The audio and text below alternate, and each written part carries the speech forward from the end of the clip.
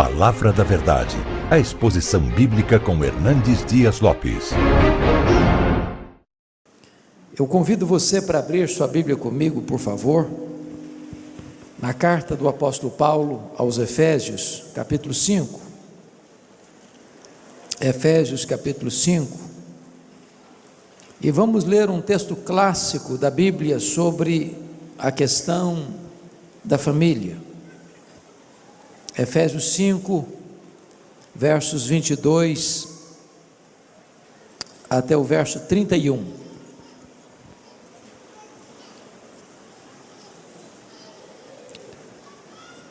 O apóstolo Paulo, falando do relacionamento conjugal, diz o seguinte: as mulheres sejam submissas ao seu próprio marido, como ao Senhor, porque o marido é o cabeça da mulher, como também Cristo é o cabeça da igreja, sendo este mesmo o Salvador do corpo. Como, porém, a igreja está sujeita a Cristo, assim também as mulheres sejam em tudo submissas ao seu marido. Maridos, amai vossa mulher, como também Cristo amou a igreja e a si mesmo se entregou por ela, para que a santificasse, tendo-a purificado por meio da lavagem de água pela palavra, para a apresentar a si mesmo igreja gloriosa, sem mácula, nem ruga, nem coisa semelhante, porém santa e sem defeito. Assim também os maridos devem amar a sua mulher como ao próprio corpo. Quem ama a esposa, a si mesmo se ama.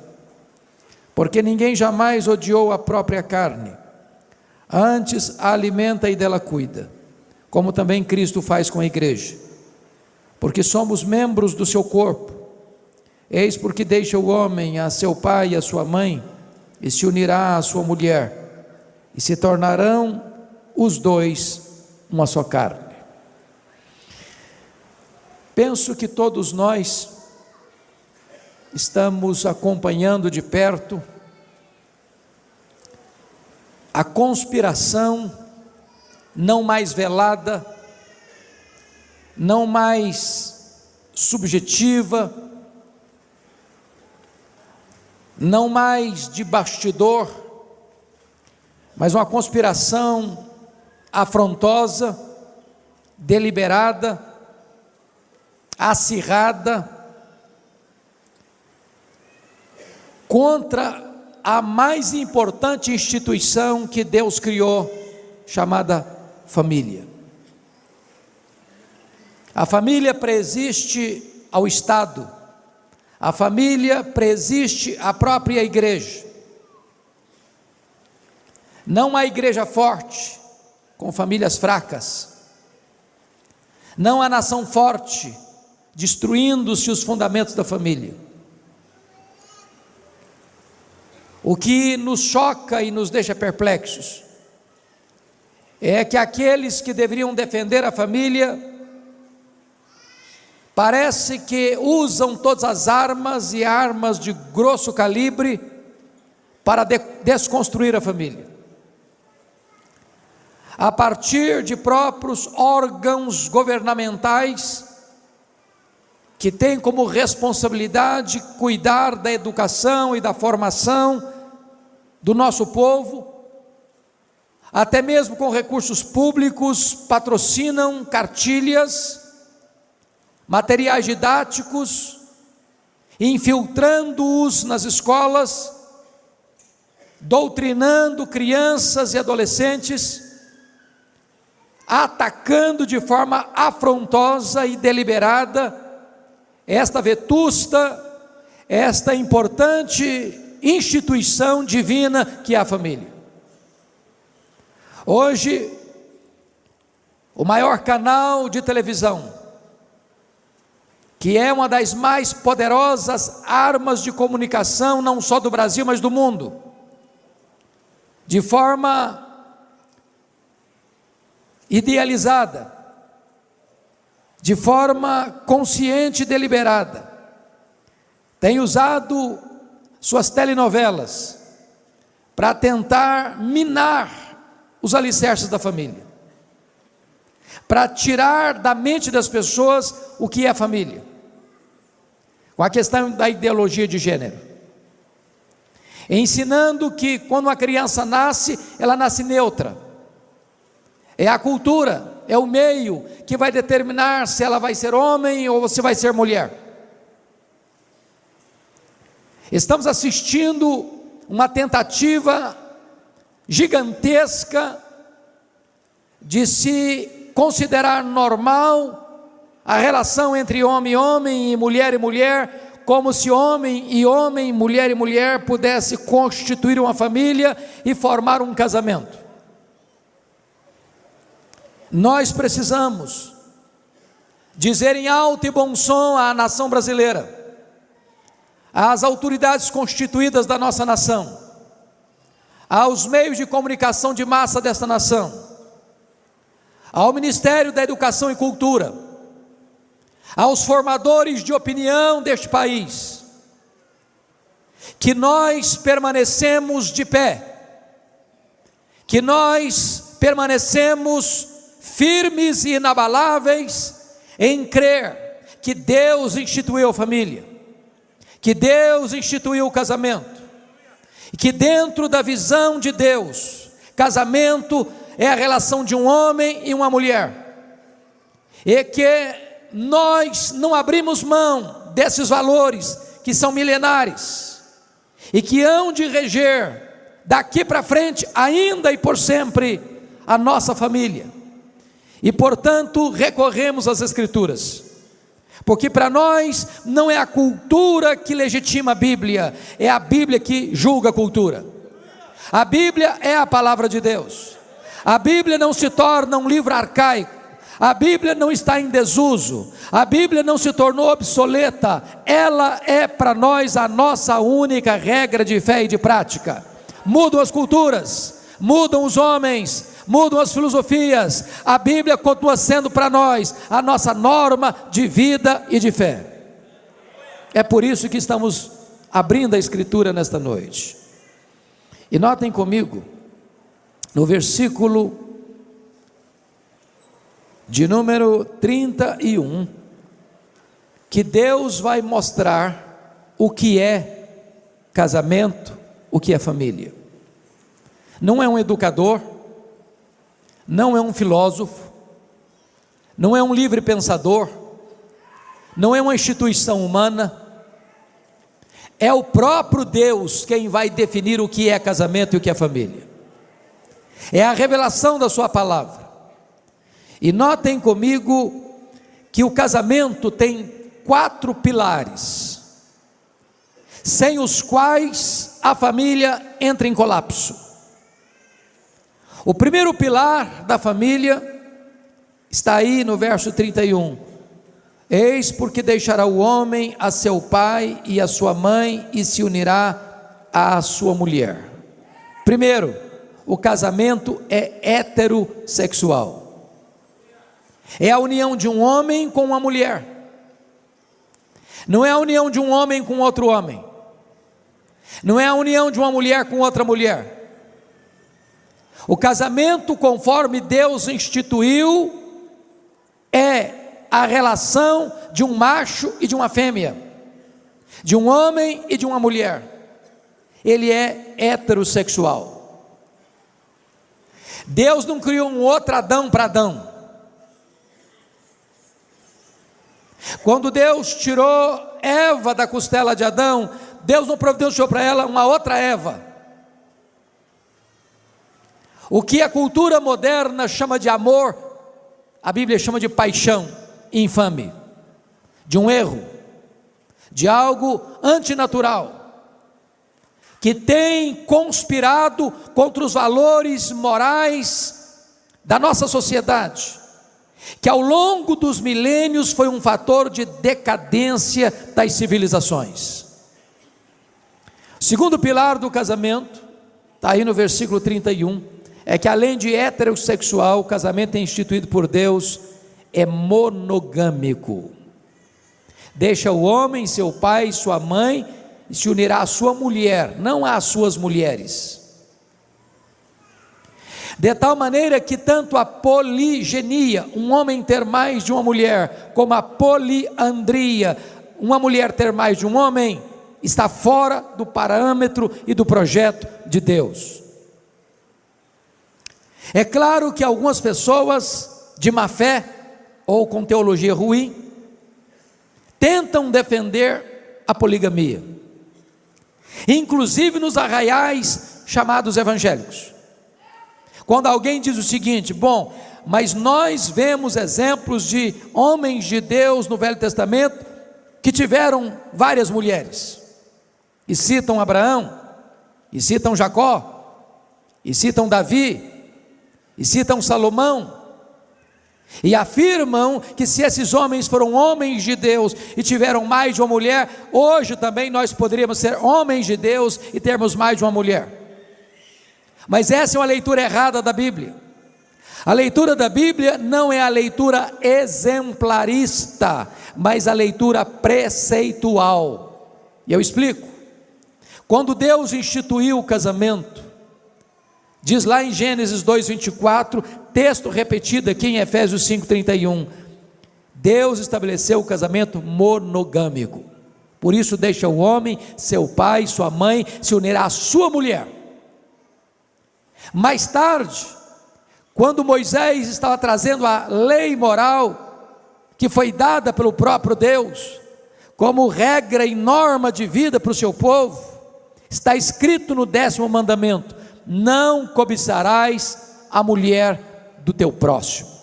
Já naquela época havia uma cultura poligâmica no mundo, mas a palavra de Deus, na lei moral, referenda o princípio da criação, que o casamento é monogâmico e não poligâmico.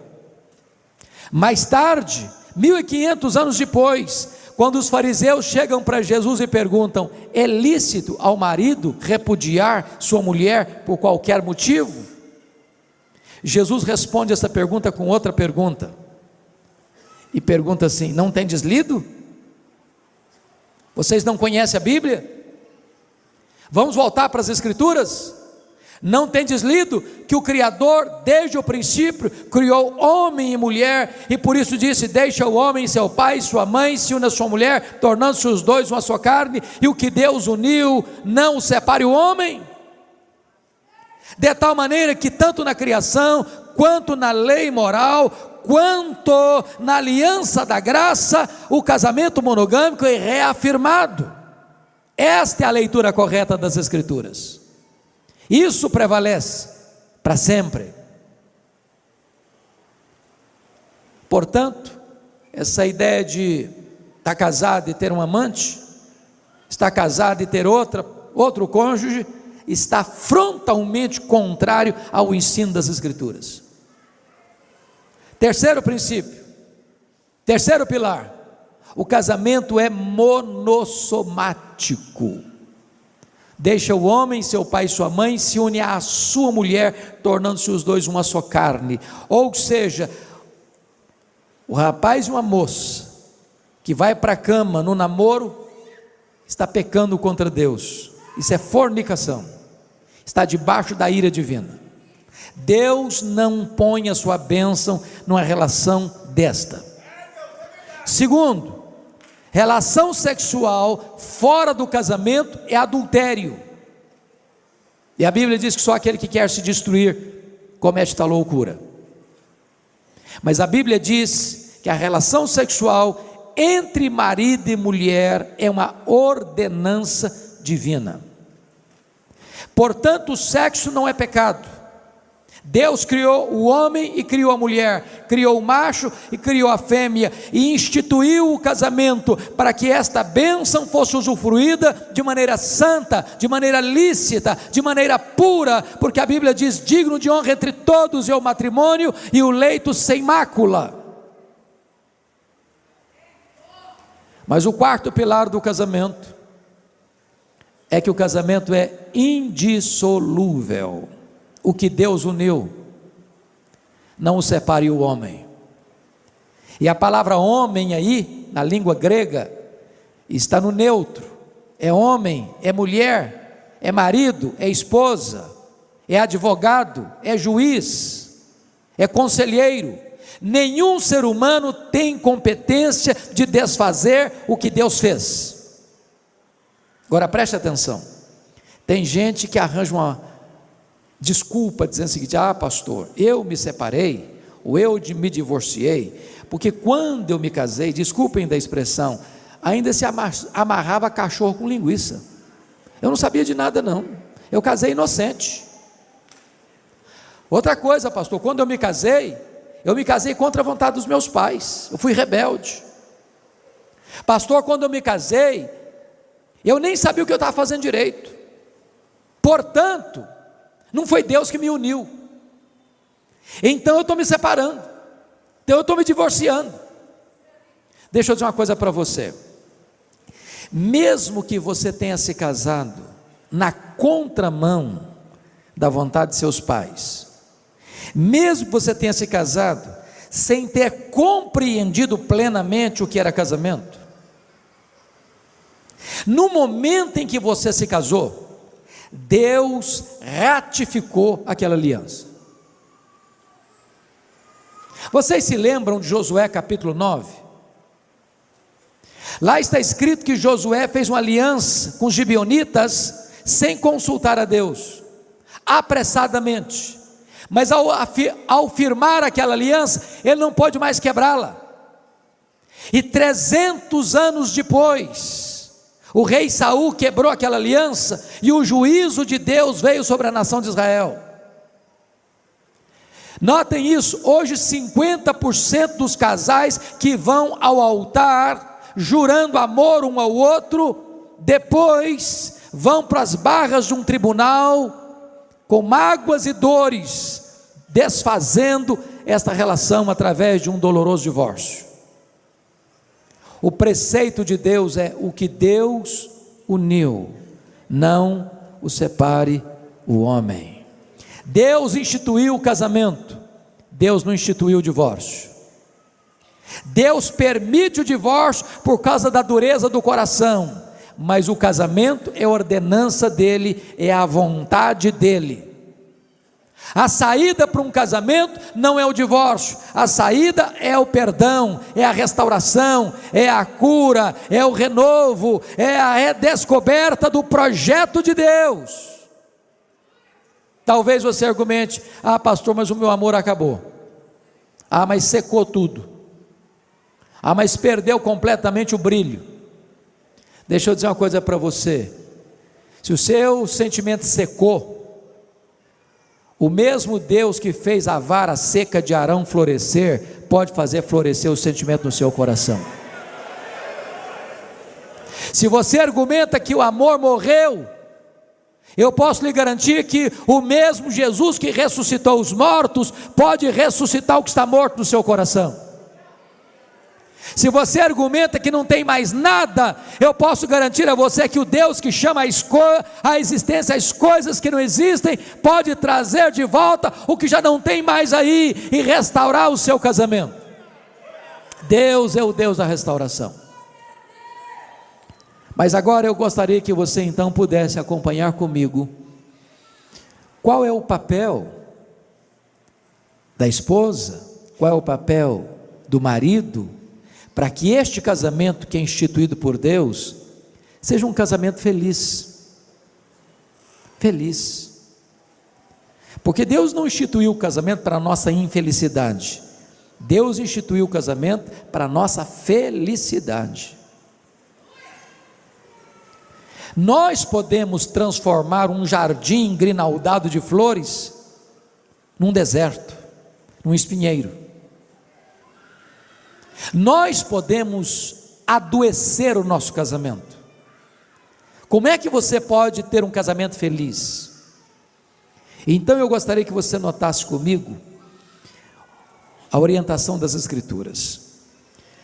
O apóstolo Paulo começa com as mulheres, e algumas pessoas pensam e até afirmam isso de forma equivocada, que Paulo era machista. Isso não é verdade, não é verdade.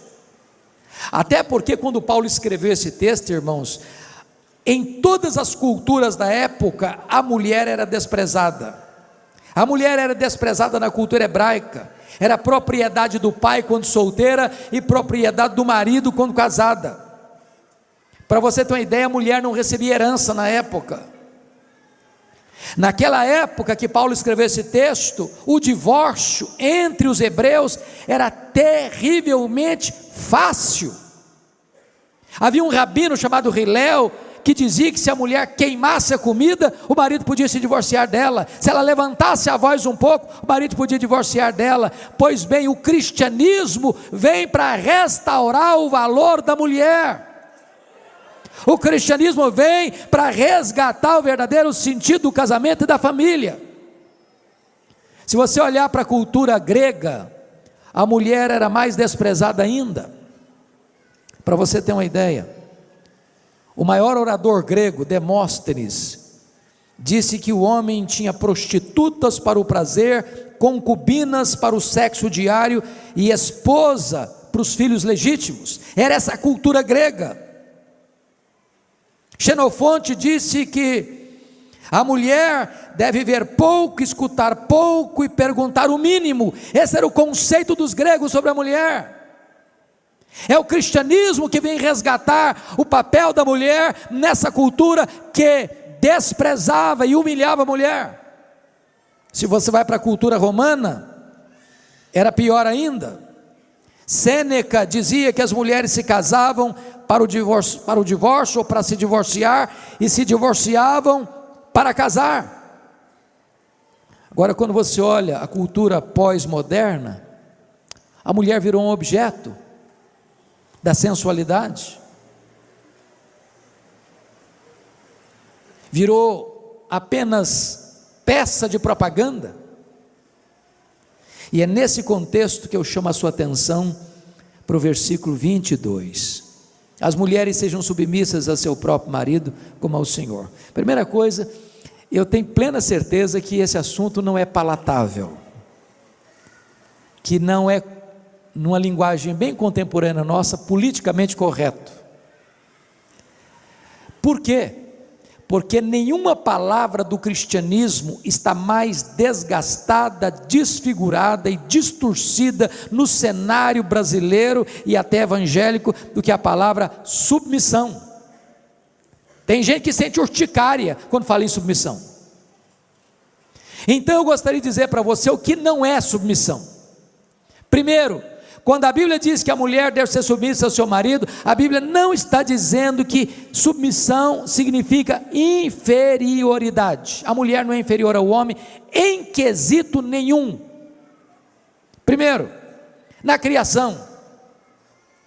Aliás, diga-se de passagem, quando Deus foi criar o homem, Deus pôs a mão no barro. Quando Deus foi criar a mulher, Ele usou matéria-prima melhor. Tirou da costela do homem. Ambos têm o mesmo peso, o mesmo valor na presença de Deus. Deus criou o homem e Deus criou a mulher à sua imagem e à sua semelhança, de tal maneira que o homem não é mais semelhança de Deus que a mulher, nem a mulher é menos semelhança de Deus do que o homem. Mas, na redenção, a mulher é salva da mesma maneira que o homem. Para Deus, homem e mulher têm o mesmo valor, são salvos da mesma forma, pela fé em Jesus Cristo. Para Deus não tem homem, não tem mulher, não tem grego, não tem judeu, não tem escravo, não tem livre, não tem rico, não tem pobre, todos têm o mesmo valor. Então submissão não é inferioridade. Por exemplo, quando a Bíblia diz que o marido é o cabeça da mulher, pensem comigo, a Bíblia não está querendo dizer que a mulher é inferior ao homem, porque a Bíblia diz assim: Deus é o cabeça de Cristo, Cristo é o cabeça da igreja, o homem é o cabeça da mulher. Eu pergunto a vocês, Deus Pai é superior ao Deus Filho? Não. São da mesma substância, da mesma essência. Jesus é Deus igual ao Pai.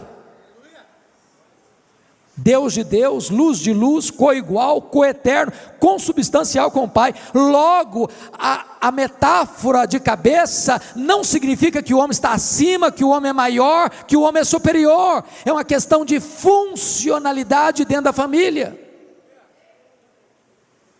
Segundo, submissão não é obediência incondicional, de jeito nenhum. A mulher é submissa ao marido, então ela tem que obedecer incondicionalmente. A Bíblia não ensina isso.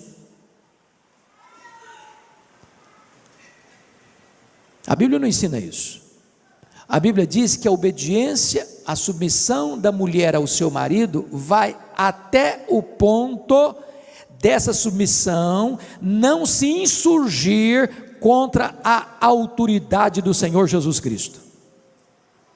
Se o marido requerer da sua esposa uma obediência servil, que vai levar essa esposa a desonrar a Cristo, a desobedecer a Cristo, a pecar contra Cristo, cabe a esta mulher desobedecer ao seu marido para obedecer ao Senhor Jesus.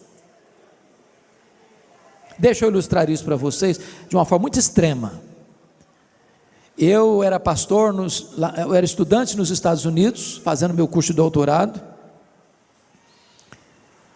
quando eu recebi um telefonema anônimo de uma mulher que dizia ser evangélica, marido se dizia evangélico, e esse homem, diz ela, num telefonema anônimo para mim, dizendo: pastor, eu estou muito desesperada. Eu falei: por quê? Meu marido é viciado em pornografia. Sabia que 30% dos homens hoje são viciados em pornografia? Que 20% das mulheres hoje são viciadas em pornografia? Isso é uma droga que destrói a mente e a alma. E essa mulher disse assim: pastor, o meu marido quer que eu me deite com um amigo nosso que frequenta a nossa casa para ele assistir a cena. O que é que eu faço? Ele é mais jovem e mais bonito que o meu marido, eu não aguento mais tanta pressão. Eu disse para ela assim: confronte seu marido, se ele não se arrepender, abandone seu marido. É melhor você ser uma mulher divorciada do que ser uma prostituta. Não pense que o seu marido, por ser seu marido, pode exigir de você tal coisa. Isso não é submissão.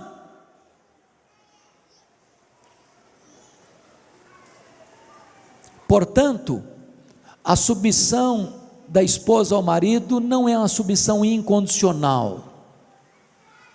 O marido e a mulher estão debaixo de uma autoridade maior, a autoridade de Jesus Cristo. Se essas duas autoridades entrarem em choque, cabe a resposta dos apóstolos ao sinédrio: antes importa obedecer a Deus que aos homens. Terceiro lugar, irmãos. Terceiro lugar. Submissão não é submissão de gênero. Preste bem atenção nisso. Paulo diz: as mulheres sejam submissas não ao homem. Não está escrito isso aí. As mulheres sejam submissas ao seu marido. Não é que o sexo feminino é submisso ao sexo masculino. A Bíblia nunca ensinou isso. Não é de gênero a submissão, é numa relação familiar, porque Deus é Deus de ordem e não de caos. Uma família não pode ter duas cabeças, é preciso ter uma ordem, como dentro da própria Trindade tem uma ordem, o Pai é o cabeça de Cristo, também na família precisa ter uma ordem, e foi Deus quem constituiu o marido como cabeça. Portanto, a submissão não é a qualquer homem, é submissão ao marido, é a submissão dentro da instituição do casamento e da família. Pois bem, o que é então submissão? Primeiro, submissão é ter uma missão debaixo da missão do marido. Se o papel do marido é amar a sua mulher e dar a sua vida por ela, a missão da mulher é possibilitar ao marido a cumprir esse propósito, esse desiderato, essa missão. A mulher é submissa ao marido exatamente porque ela é serva de Deus. Em obediência à palavra de Deus, ela se submete ao seu marido. E eu vou lhe dizer algo maravilhoso: a submissão da mulher ao marido é a sua liberdade. Eu explico. Quando é que você é livre como cidadão brasileiro? É quando você obedece às leis ou quando você transgride as leis? Quando é que você é livre para dirigir o seu carro pelas estradas e pelas ruas da sua cidade? É quando você observa as leis do trânsito ou quando você quebra as leis do trânsito? Quando é que você tira um belo som de um piano? É quando você segue as letras e as normas e as notas, ou quando você toca as teclas atabalhoadamente? Quando é que a igreja é livre? É quando ela peca e desobedece a Cristo, ou quando ela anda dentro da vontade de Cristo, seguindo a sua palavra? Então note isso: Deus não quis subjugar a mulher, Deus não quer escravizar a mulher, Deus estabelece a liberdade, porque submissão não é sinônimo de escravidão, submissão é exatamente sinônimo de liberdade. Você é livre quando você obedece, você é livre quando você anda na luz. O mundo diz que liberdade é liberdade para se drogar, para ter sexo livre, para viver uma vida imoral. Isso não é liberdade, isso é libertinagem. O que é submissão? Submissão é a própria glória da mulher. Eu pergunto a você: qual é a glória da igreja? Qual é a glória da noiva? Quanto mais a igreja se deleita em Cristo, mais gloriosa ela é. Quanto mais a igreja honra Cristo, mais feliz ela é. Quanto mais a igreja obedece a Cristo, mais gloriosa e esplendorosa ela é. Então a submissão da mulher é a sua glória. Agora notem, a mulher não é submissa a um tirano, a um carrasco, a um ditador, a um homem cruel, a um homem insensível. Não, a mulher é submissa ao marido que a ama como Cristo amou a igreja. Esse é o projeto de Deus, essa é a vontade de Deus.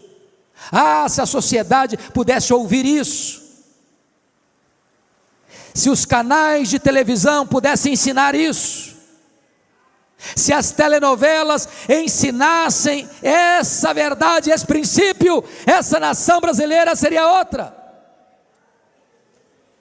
A igreja, irmãos, é a sociedade de vanguarda nesse mundo. A igreja é o sal da terra, é a luz do mundo. A igreja precisa levantar a sua voz, desfraldar suas bandeiras e dizer que Deus ama a família, que Deus não abre mão da família e que os preceitos de Deus são para a felicidade da família.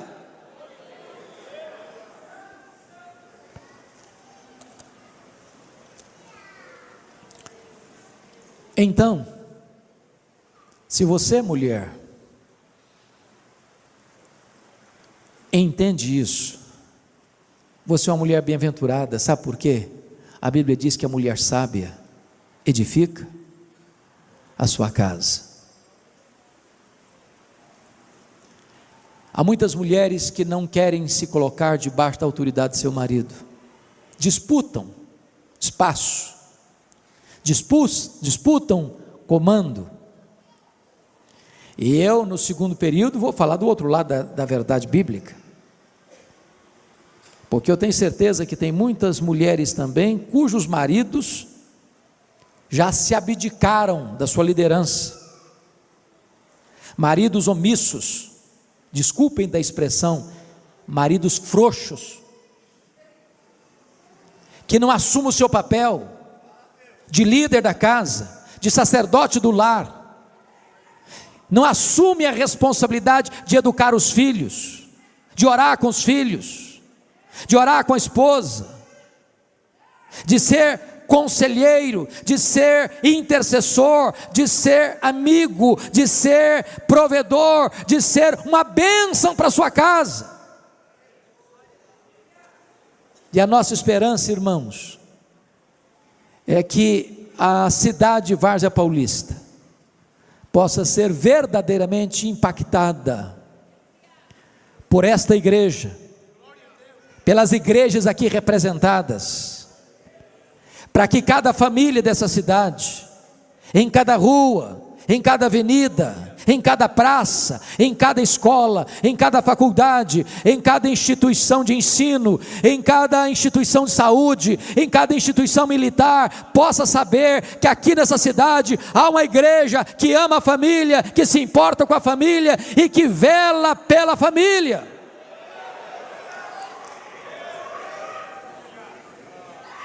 Todos nós, irmãos, povo de Deus, precisamos ser um modelo para essa sociedade. Um modelo. Quando o grande artista e humorista brasileiro Chico Anísio morreu, o que mais me impressionou é que a imprensa deu larga cobertura ao fato de que ele teve 7 casamentos, como se aquilo fosse uma grande vantagem para um homem ter 7 casamentos.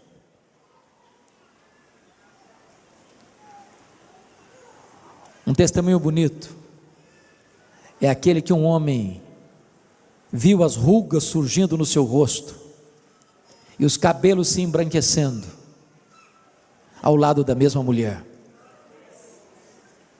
com amor, com afeto, com ternura.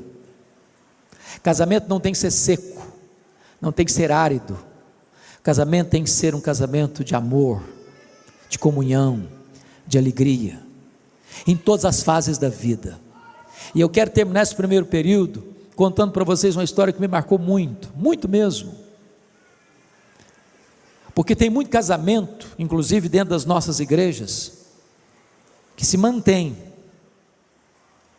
mas estão secos, mas estão sem alegria, estão sem óleo, perdeu o romantismo, não tem mais elogio, não tem mais afeto, não tem mais doçura. E nós precisamos resgatar isso, porque não é apenas com os princípios que nós vamos impactar a sociedade, a cidade de Várzea Paulista, é sobretudo com o exemplo. A cidade precisa olhar para nós e dizer o seguinte: veja como esse casal vive, veja como eles andam, veja como eles tratam um ao outro, vejam como eles cuidam dos seus filhos, vejam como eles andam de mãos dadas, vejam como eles se amam. É isso que vai impactar, é isso que vai mexer com as pessoas, é perceber que é possível você envelhecer junto, amando a mesma pessoa, que é possível você caminhar junto, superando crises, que é possível você superar dificuldades pelo perdão, que é possível você se levantar e ser restaurado por Deus e retomar a sua caminhada conjugal, mesmo depois de um revés, que você pode tapar a porta dos fundos e dizer não para o divórcio e sim para o casamento. E a história que eu ouvi foi esta: havia um senhor de mais de 80 anos, que todo sábado passava na floricultura do seu bairro, para comprar uma flor, para levar para sua esposa. Mas nos últimos meses, ele já não levava uma flor, ele levava o melhor buquê de rosas que ele podia comprar, sábado após sábado.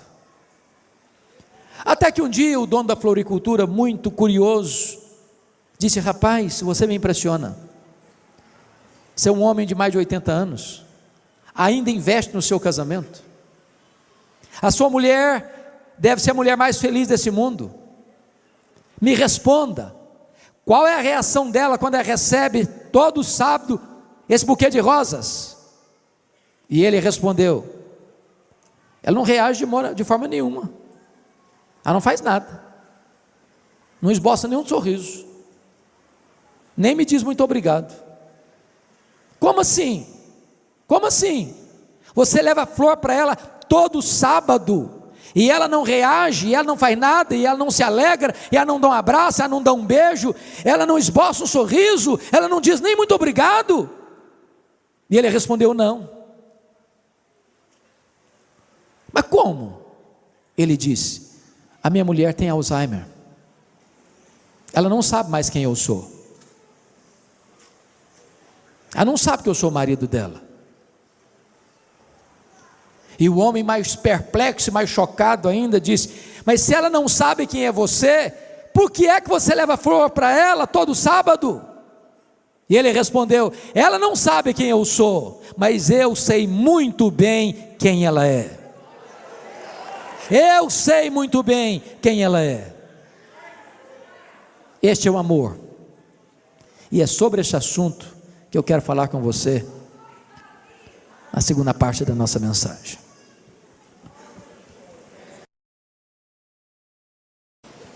Retomando então, irmãos, ao texto de Efésios, podemos afirmar com total clareza que nenhuma mulher tem dificuldade de submeter a um homem que a ama como Cristo amou a igreja, pois esse é o projeto de Deus. Se Deus requer que a mulher se submeta ao seu marido, Deus requer que o marido ame a sua mulher como Cristo amou a igreja. O padrão para o homem, para o marido, é muito mais elevado. Então, nenhum homem cristão pode, em nome da submissão da esposa a ele, explorar a esposa, subjugar a esposa, massacrar a esposa, fazer dela um capacho. Esse não é o projeto de Deus, essa não é a vontade de Deus. Então veja comigo qual é o papel do marido. Confira aí, por gentileza, versículo 25. Maridos, amai vossa mulher como também Cristo amou a igreja e a si mesmo se entregou por ela. Primeira coisa é que Deus requer que o marido ame a mulher, nem requer que ele entenda a mulher. Acho que o desafio fica grande demais. Deus requer que o marido ame a mulher, nem sempre vai entendê-la, mas é preciso amá-la. E quando você fala que o marido deve amar a sua mulher, isso implica três coisas. Primeiro, quem ama declara que ama. É claro, gente. Há um livro de um autor muito conhecido no Brasil. Esse livro chama-se As 5 Linguagens do Amor. E ele disse que a palavra amor é uma palavra que hoje não tem consenso no seu entendimento.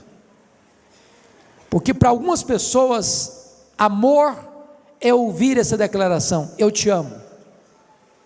Qual foi a última vez que você falou para sua mulher: eu te amo? Eu sei que foi hoje, não foi?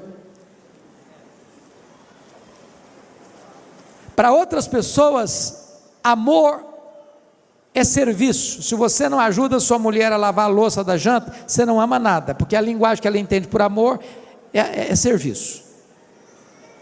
Eu sei que você daqui é tipo de marido que ajuda, claro, né? Não tem nenhum marido machista aqui. Para a terceira pessoa, amor é tempo de qualidade. Se você não está perto, se você não fica junto, se você não agenda para ficar perto, você não ama, porque a pessoa entende que amor é isso. Para a quarta pessoa, amor é contato físico.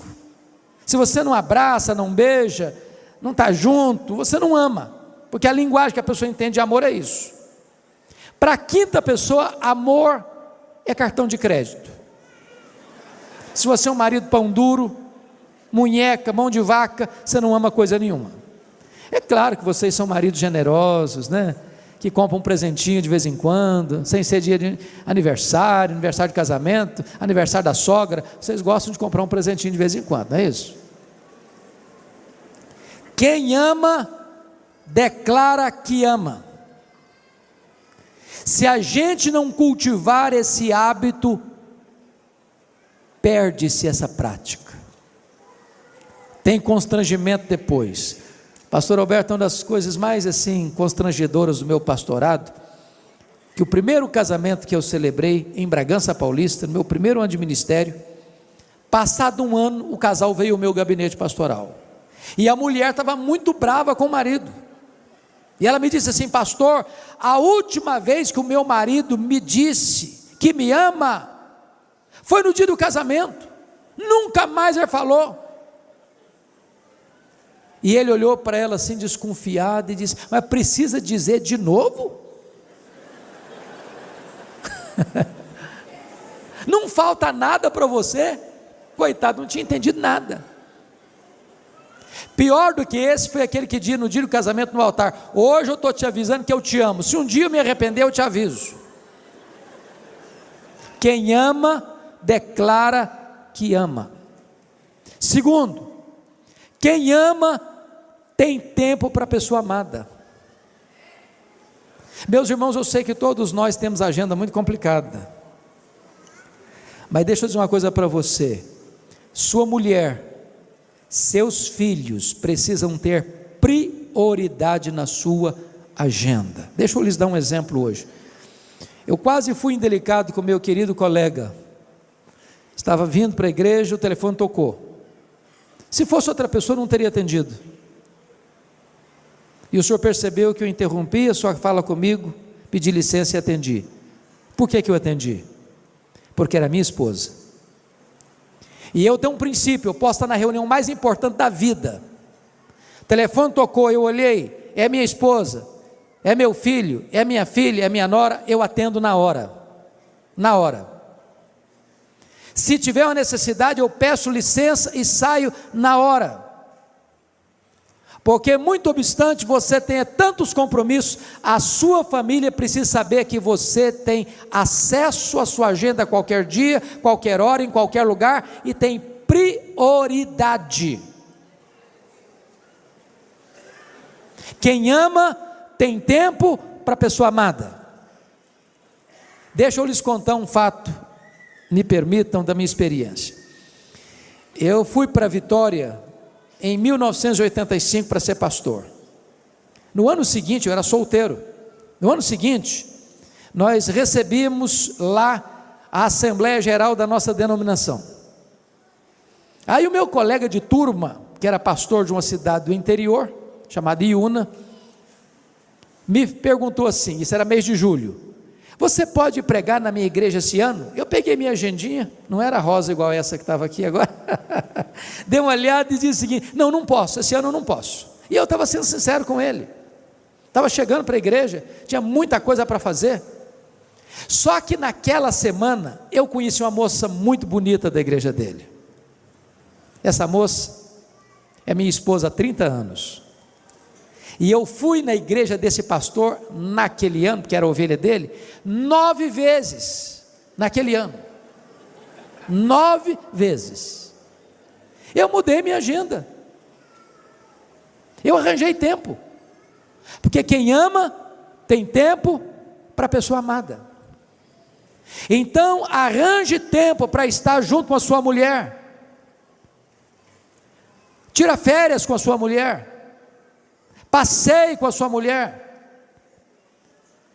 Se você não tem dinheiro para ir um restaurante, pare na esquina e coma um cachorro quente com a sua mulher, compre um saco de pipoca, mas arranje tempo para estar perto. Hoje às vezes nós temos tempo para todo mundo, mas não temos tempo para a família. Escutamos todo mundo, mas não escutamos a família. Terceiro, quem ama procura agradar a pessoa amada. Meus irmãos, não tem nada que machuca mais uma mulher do que um marido grosso, couro de jacaré, duro no trato. Conhece gente dura no trato? Quem ama procura agradar a pessoa amada. Eu não sei, eu era pastor em Vitória, e um dia eu estava no meu gabinete e entrou uma mulher chorando, uma mulher de uns 25 e poucos anos, 25 anos mais ou menos. E essa mulher com a palma da mão rasgada. Quando ela acalmou um pouquinho, eu perguntei: minha filha, o que está acontecendo com você? Ela me disse: eu estou numa terrível crise conjugal. E eu perguntei: quantos anos de casada? Ela me disse: 3 meses. Eu falei: 3 meses? Mas lua de mel, desse jeito? Vocês já viram o pastor de vocês fazer casamento, claro. Se não botar um microfone para escutar os compromissos do noivo com a noiva e da noiva com o noivo, só o pastor escuta o que eles prometem. Parece que tem gente que ali na frente promete o seguinte: eu te prometo que a partir de hoje eu arrebento com a sua vida. Eu te prometo que a partir de hoje você não tem mais um dia de paz. Eu te prometo que a partir de hoje você não dorme mais sem Lexotan. Parece que tem gente que está prometendo isso. Quem ama, procura agradar a pessoa amada. Tem gente que diz assim: eu quero me casar para ser feliz. Não, está errado isso. Sabe por quê? Eu vou dizer algo chocante para você aqui. Não é o casamento que faz uma pessoa feliz.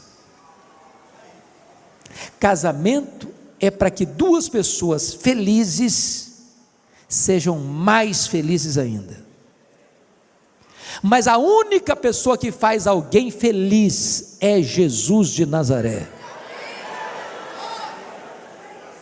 É Jesus. Agora preste atenção nisso. O seu papel como marido, o seu papel como mulher é descobrir formas e meios de abençoar o seu cônjuge, de agradar o seu cônjuge. De que maneira fazer isso, irmãos? Um elogio. Nós temos que aprender a sermos pródigos nos elogios e cautelosos nas críticas. Eu conheço casal que pensa que vai melhorar o cônjuge com a lupa na mão, identificando os pontos falhos. Não, eu tenho que descobrir quais são os pontos falhos do meu marido, da minha esposa, para corrigi-los. Não é assim que você ajuda o seu cônjuge. Aliás, você deve identificar quais são os pontos fortes e enaltecê-los.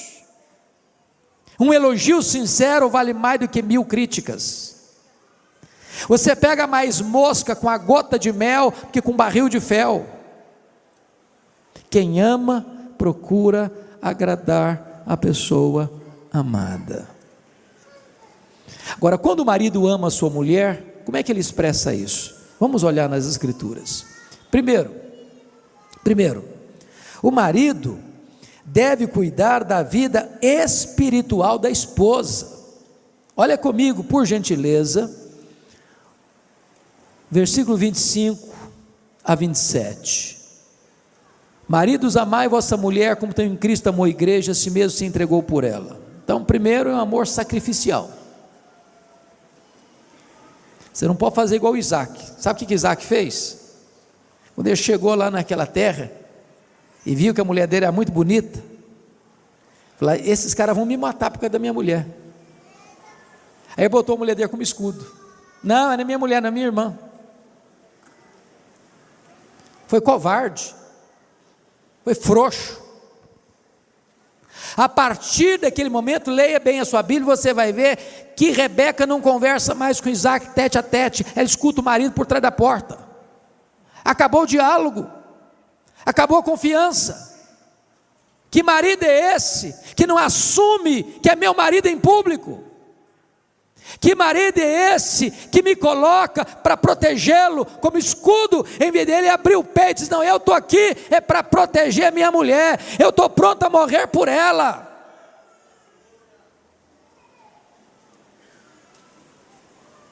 É um amor sacrificial. Olha aí comigo mais, por gentileza, versículo 26, para que a santificasse.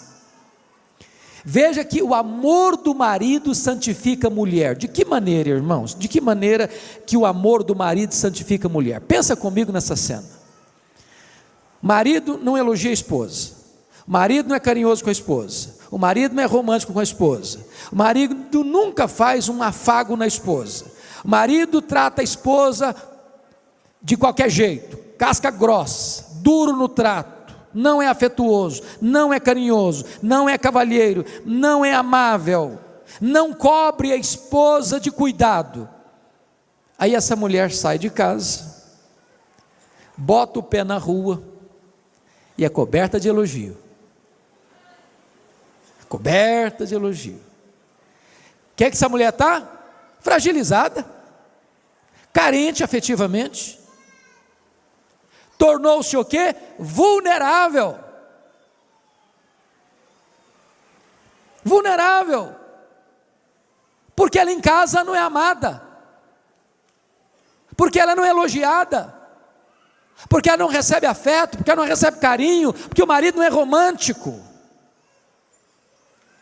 Agora imagina outra cena, essa mulher, ela é valorizada pelo marido, ela é querida pelo marido, o marido a valoriza, o marido a elogia, o marido é carinhoso, o marido é romântico, o marido é cavalheiro, o marido é cuidadoso. Quando ela sair à rua e alguém vir querer trazer sedução para cima dela, sai para lá, cara, sei quem eu sou amada, eu sou querida, eu tenho valor, eu sou valorizada, eu não estou nem aí com esse tipo de elogio barato seu. O amor do marido protege a mulher e santifica a mulher. Olha mais, veja comigo, por gentileza, versículo 28 diz: assim também os maridos devem amar a sua mulher como ao seu próprio corpo. Então deixa eu só dizer uma coisa para você aqui.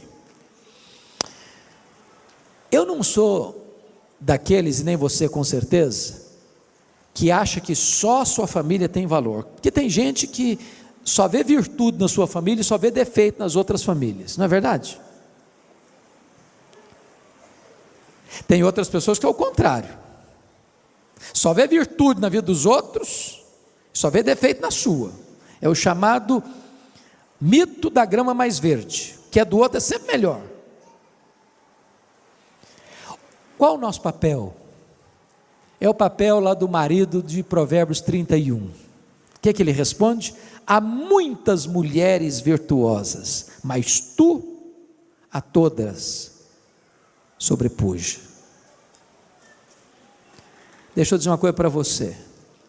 Se você ficar achando que a mulher do seu vizinho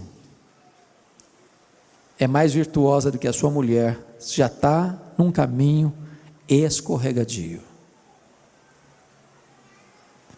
Se você espichar o pescoço e ficar olhando por cima do muro, achando que você merece alguém melhor, você já está encrencado.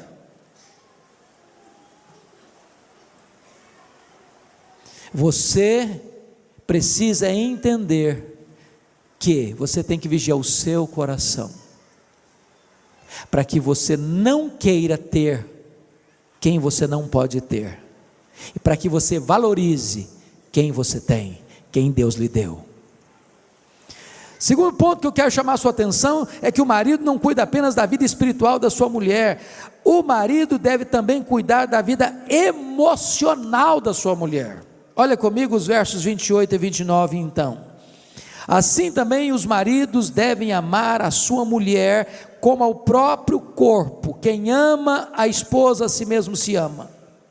Porque ninguém jamais odiou a sua própria carne, antes a alimenta e dela cuida, como também Cristo faz com a igreja. Então vamos entender uma coisa aqui, irmãos.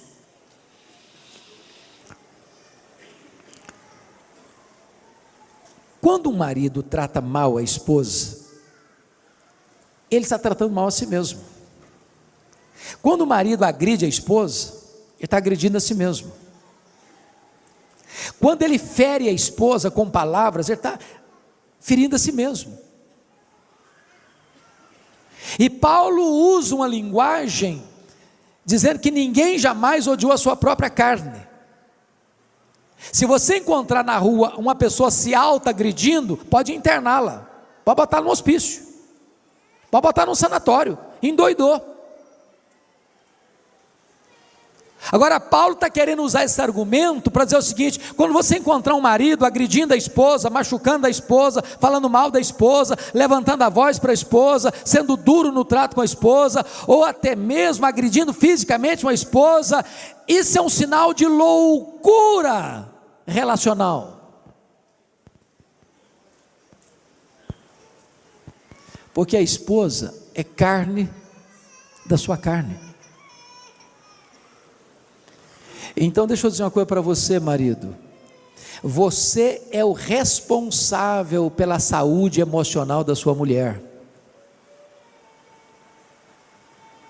Você precisa investir na vida da sua mulher.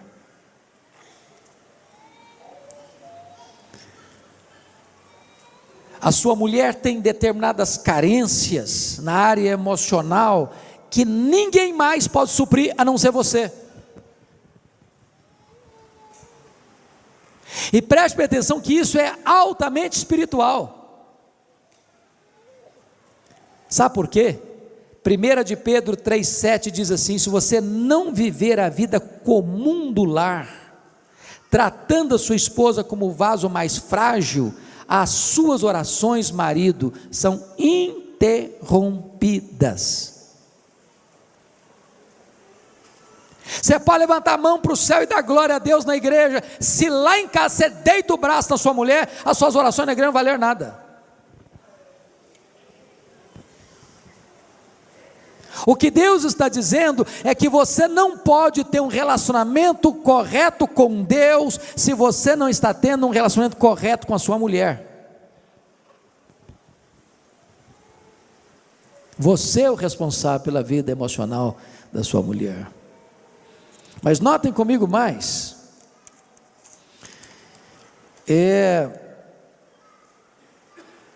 o marido não apenas cuida da vida emocional da sua mulher, elogiando-a, acariciando-a, porque é um termo muito interessante aqui, que eu chamo a sua atenção agora, ele cuida também da vida física da sua mulher.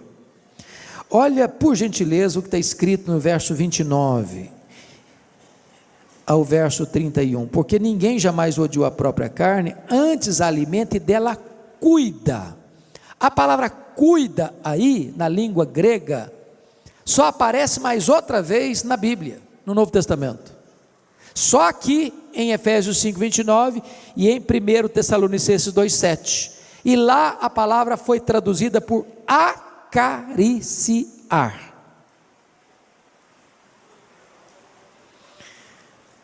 Não é que só a mulher que gosta de carinho e de afago, não, o homem gosta também, não só gosta, precisa,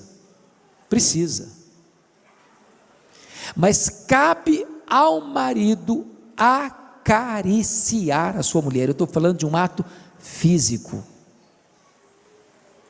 e que é legítimo, e que é a expressão da vontade de Deus, e que é o projeto de Deus, que marido e mulher tenham um afeto um pelo outro, sejam carinhosos um com o outro, façam um afago um no outro, abraçam um ao outro, beijam um ao outro, sejam afetuosos um com o outro, tenham carícias um com o outro.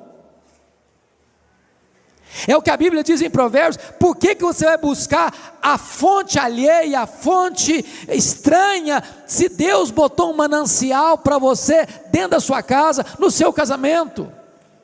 Para que você vai buscar prazer lá fora, se Deus deu para você essa fonte de prazer? Então usufrua o que Deus deu para vocês. Deixa eu dizer uma coisa aqui bem aberta para vocês. Ter sexo fora do casamento, antes do casamento, é pecado. Ter sexo fora do casamento é pecado. Mas não ter sexo no casamento também é pecado. É ordem de Deus: não vos priveis um ao outro. E eu estou dizendo para vocês algo extremamente espiritual. Sabe por que é extremamente espiritual? Porque se marido e mulher negligenciar essa área física do relacionamento, entra na jogada um personagem terrível chamado de Satanás, que vai tentar marido e mulher por causa da incontinência. Irmãos, isso não é opinião de homens, isso é a palavra de Deus, isso é o ensino da Escritura, isso é Deus blindando o casamento para que não haja brecha para o inimigo entrar. Agora é claro, irmãos, é claro, Marabel Morgan, se vocês um dia, mulheres, acharem esse livro numa livraria, comprem A Mulher Total, de Marabel Morgan. E Marabel Morgan disse que o sexo para a mulher começa no café da manhã. Sabe o que significa isso? Se o marido for grosso com a mulher desde o amanhecer do dia, de noite vai ter pedra no colchão.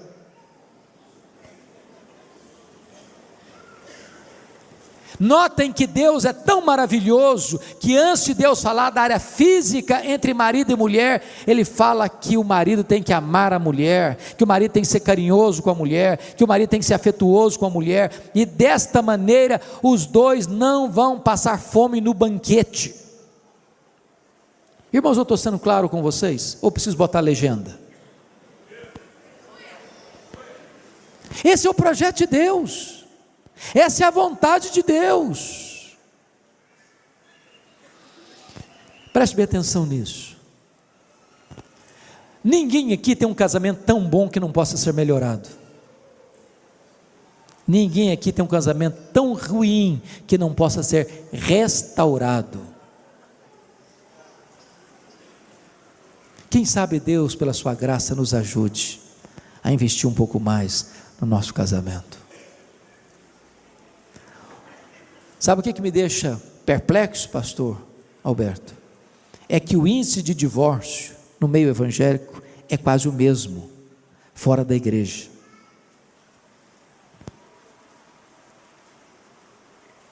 Sabe o que me deixa triste?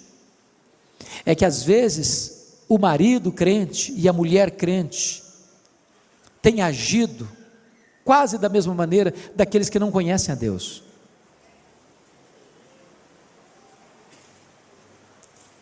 Sabe o que me deixa preocupado?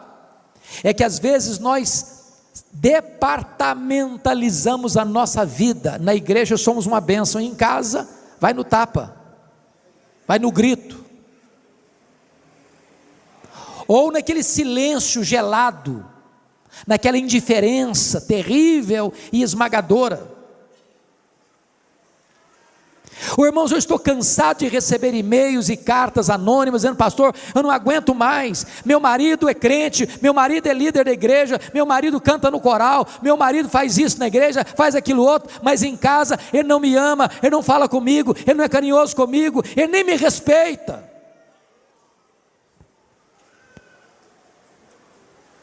Então, em nome de Jesus, queridos, nós precisamos orar para Deus trazer um reavivamento no nosso casamento e na nossa família. A família precisa ser o alvo do nosso afeto, da nossa atenção máxima, do nosso carinho maior, do nosso maior investimento. Nós não poderemos ter reavivamento na igreja se a nossa casa está em crise, porque o que é a nossa igreja, senão a somatória das nossas famílias? Mas deixa eu concluir, dando uma palavrinha rápida, no capítulo 6, versos de 1 a 4, por favor, dê uma olhadinha aí. Filhos, obedecei a vossos pais no Senhor, pois isto é justo. Honra teu pai e tua mãe, que é o primeiro mandamento com promessa, para que te vá bem e sejas de longa vida sobre a terra. Verso 4, e vós pais, não provoqueis vossos filhos a ira, mas criai-os na disciplina e na admoestação do Senhor. Preste atenção, que no verso 1, a palavra pais, é pai e mãe, filho, tem que obedecer pai e mãe. Filho tem que honrar pai e mãe. Mas no verso 4, e vós pais, não provoqueis vossos filhos a ira, mas criai-os na disciplina e na admoestação do Senhor.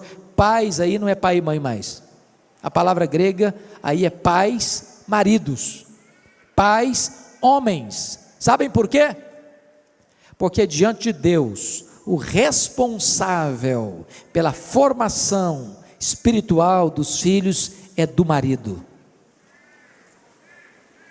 Marido, não terceirize essa gloriosa missão. Não transfira para sua mulher a educação cristã dos seus filhos. Deus colocou você como responsável. Você é o sacerdote do seu lar. Agora notem vocês que numa época em que o pai, na cultura romana, em que o pai tinha total poder e autoridade sobre os filhos, o que o apóstolo Paulo orienta é cautela, critério e cuidado, dizendo assim: pais, não provoqueis vossos filhos a ira. De que maneira você pai que está aqui hoje, pode provocar seu filho a ira? Primeiro, você provoca seu filho a ira quando você fala uma coisa e vive outra. Quando você diz: meu filho, você tem que ser verdadeiro, você tem que ser honesto. Aí o telefone toca. Aí você diz: fala que eu não estou não. E o filho fica em dúvida: mas que negócio é esse? Meu pai disse que tem que ser verdadeiro, tem que ser honesto, e manda eu mentir?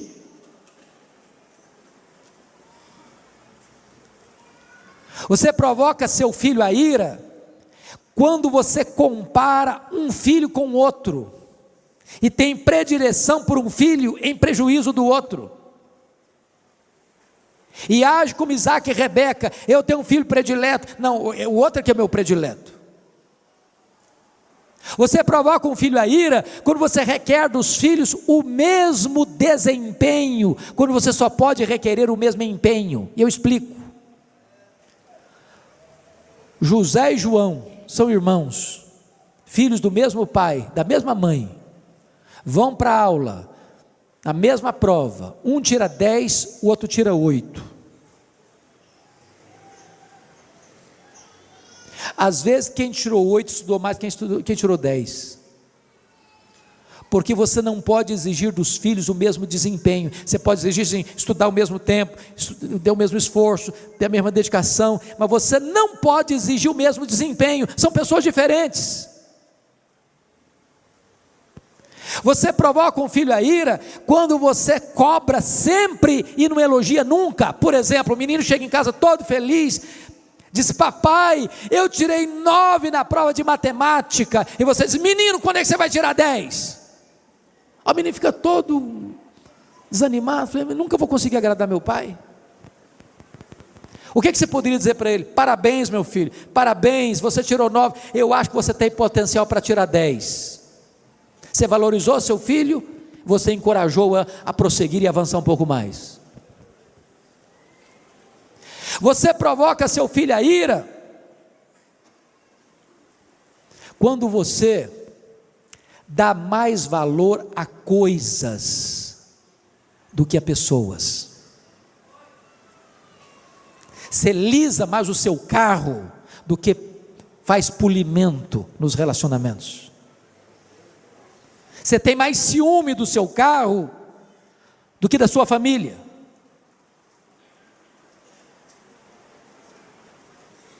Você provoca seu filho a ira quando você grita com ele em vez de dialogar com ele, conversar com ele.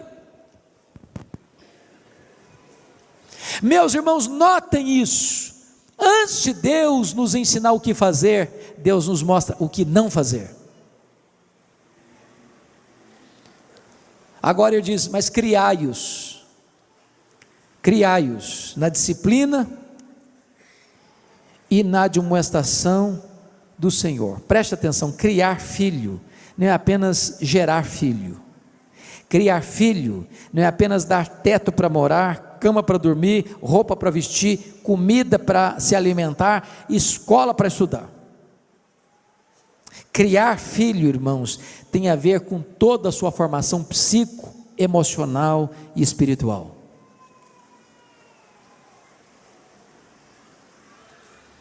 Nós estamos vivendo uma geração muito complicada. Tem muitos pais que terceirizam os filhos para outros cuidarem, para outros educarem. E eu quero crer em nome de Jesus que aqui não tem nenhum pai nem uma mãe que entregue seus filhos à babá eletrônica.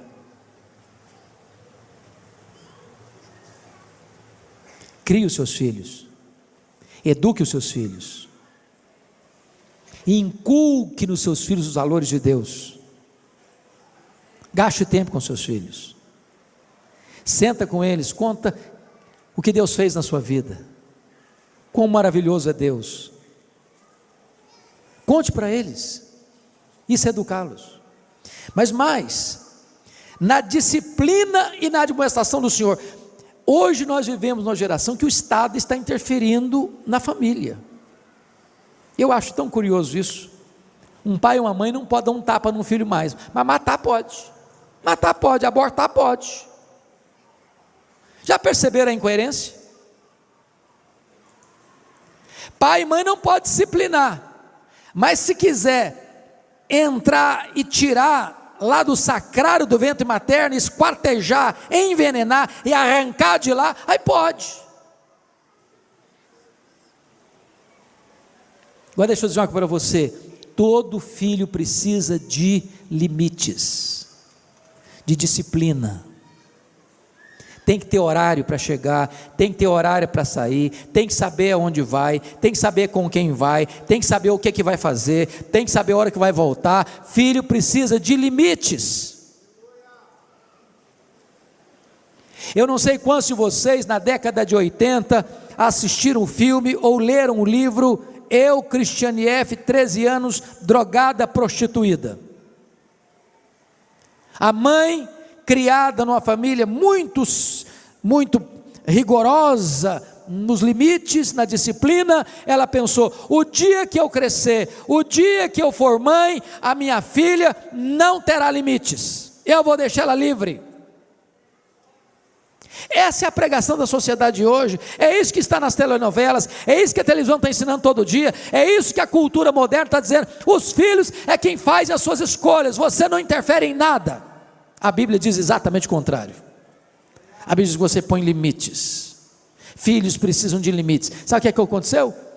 Essa mulher teve uma filha, não pôs limites, deixou ela livre. Com 13 anos, a menina estava drogada, a menina estava prostituída, a menina estava destruída, e ela chorando diz: pensando que estava dando liberdade à minha filha, eu destruí a minha filha. Deixa eu dizer uma coisa para você, pai, você mãe: nem sempre nossos filhos vão gostar de receber um não, nem sempre. Eu não sei se os filhos de vocês são como os meus, mas eu cheguei às vezes a falar não para o filho, ele ficou emburrado comigo, fechou a cara, trancou-se no quarto e começou a chorar. Deixa eu dizer uma coisa para você: choro não mata filho. Choro não mata filho, mas não colocar limites mata filho, destrói filho. Deixa eu dizer outra coisa para vocês: pai e mãe têm que ter coragem de interferir no namoro dos filhos. Preste bem atenção nisso. Pai e mãe têm que ter coragem de interferir no namoro dos filhos. O que eu quero dizer com isso? Menininha começou a namorar, o rapazinho começou a namorar, não conversa com mais ninguém, não tem mais relacionamento com ninguém na igreja, se isolou do mundo, chega em casa, se tranca no quarto, quando você vai olhar, atender o telefone, está com a cara cheia de lágrima. Ô gente, namoro ruim é ensaio para um casamento trágico. Você já viu um namoro ruim dar casamento bom? Então, se o namoro é ruim, é hora de você interferir, sim. Não dá, meu filho, não dá, minha filha, vamos parar com isso. Você já escutou aquele ditado: é melhor você ficar meia hora vermelho do que a vida inteira amarelo? Depois os seus filhos vão agradecer a você. Tem que ter coragem, disciplina. Tem hora que a única linguagem que os nossos filhos vão entender é a linguagem da disciplina. Não pode, não vai, não fica. Não é agradável dizer isso não, irmãos. Você está pensando que é fácil? Mais fácil, não faz, vai, não tem problema não, chega a qualquer hora, não sei para onde vai, tudo bem. Não, tudo bem não, os filhos precisam de limites. Deixa eu dizer outra coisa para vocês. Mas agora meu filho tem 18 anos, agora faz o que quiser. Está debaixo do seu teto? Está debaixo do seu teto? Quem manda lá é você, varão. Quem manda lá é você. Não tem desse negócio que fez 18 anos agora manda e faz o que quer, não. Filho precisa honrar pai e mãe. Eu nunca vi um filho que honra pai e mãe sendo mal sucedido na vida, que honrou pai e mãe. Nunca vi. Mas vejo todo dia jovens morrendo cedo, jovens entrando em quadrilhas de crime, de drogas e de tudo enquanto é coisa ruim, porque não honra pai e mãe, porque não escuta pai e mãe, porque não obedece pai e mãe. Em nome de Jesus, é hora de nós assumirmos o nosso posto e disciplinar, por limites. Mas a Bíblia diz mais: criai-os na admoestação. A palavra admoestação tem a ver agora com conversa, com confronto verbal. Porque às vezes, meus irmãos, sabe o que acontece na família? Quando não está bem, um fica para cá, outro fica para lá. Há um silêncio, o medo da conversa, o medo do confronto, o medo do enfrentamento. Eu não estou falando de brigar não, irmãos, não estou falando de gritar não. A autoridade não é falar alto, a autoridade não é dar murro na mesa. Eu gosto muito de uma frase de Erich Fromm, quando ele disse o seguinte: há dois tipos de autoridade, a autoridade imposta e a autoridade adquirida. A autoridade imposta é quando você grita: aqui quem manda sou eu. Quando você precisa gritar para falar isso, é porque já perdeu a autoridade. Você precisa gritar. Você pode falar baixinho, mas sabe o que fala mais? É o seu exemplo, é a sua coerência. Converse, confronte.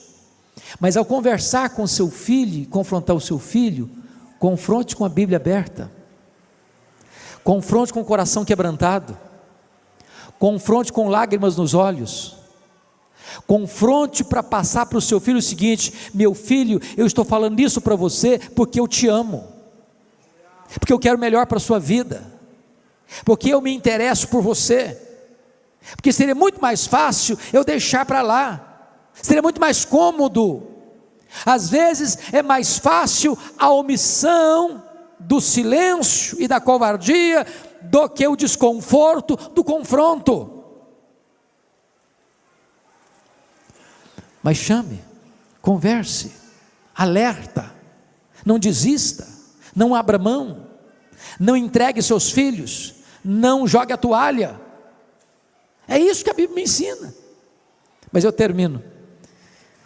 Está escrito assim: na disciplina e na admoestação do Senhor. Do Senhor. Sabe o que significa isso? Você precisa dar aos seus filhos educação cristã. Quando eu olho hoje, irmãos, o cenário brasileiro e até na igreja, o que é que um pai e uma mãe hoje quer dos filhos? Via de regra, nós temos até uma expressão, fulano de tal, está muito bem de vida, está muito bem sucedido na vida. O que está querendo dizer com isso? Estudando uma boa escola? Fez a prova do Enem, tirou nota máxima? Galgou os degraus da melhor faculdade do país? Entrou num curso cobiçado? Saiu da faculdade e achou um grande emprego? Está ganhando muito dinheiro? Tudo isso é bênção, tudo isso é legítimo, tudo isso pode ser desejado, mas se você não passou os valores de Deus para os seus filhos, tudo isso é troféu de palha. Troféu de palha. O que adianta ganhar o mundo inteiro e perder a sua alma? Mais importante que qualquer vitória nesta vida, de qualquer sucesso nesta vida para os nossos filhos, é criar os nossos filhos na admoestação do Senhor. Que os nossos filhos sejam servos de Deus, que eles amem a Jesus, que eles sirvam a Deus, que eles estejam integrados na igreja, que eles sintam prazer em participar do culto e adoração a Deus, que eles estejam envolvidos na obra de Deus, que eles estejam engajados no reino de Deus. E eu quero terminar dizendo o seguinte, irmãos, eu olho, e o pastor Alberto tem viajado tanto, quanta tristeza você tem quando vai em Europa hoje, de ver as igrejas vazias, ou de ver um gato pingado de gente, só de cabecinha branca, porque a juventude não está mais na igreja. Por quê, irmãos? Por quê? É porque os pais falharam em passar o bastão do evangelho para os seus filhos. Irmãos, hoje os nossos filhos estão vivendo um mundo muito mais perigoso que nós vivemos na nossa juventude. As janelas do mundo estão mais abertas e mais coloridas. As propostas para seduzir e atrair o coração dos nossos filhos são muito mais veementes hoje que na nossa época, e nós precisamos redobrar o nosso esforço para que as crianças, para que os adolescentes, para que os jovens conheçam a Deus, sejam cheios do Espírito de Deus, sejam envolvidos com a obra de Deus e possam ser uma igreja viva, forte para a glória de Deus. Nós não podemos perder esta geração, queridos. Nós não podemos fracassar, deixando de transmitir e passar o bastão do evangelho para esta geração, para que a futura igreja, a igreja de amanhã, seja mais viva, mais forte e mais cheia do Espírito Santo do que a igreja que vivemos hoje. A minha palavra é de gratidão a Deus por esta noite. A minha palavra é de gratidão a Deus por esta igreja. A minha palavra é de gratidão a Deus pelos pastores desta igreja, pela visão de investir na família e de impactar a cidade de Várzea Paulista, ajudando as famílias dessa cidade. Que Deus abençoe vocês, que Deus guarde vocês, que Deus guie vocês, que Deus proteja vocês, que Deus conduza vocês em triunfo. Amém. Palavra da Verdade, a exposição bíblica com Hernandes Dias Lopes.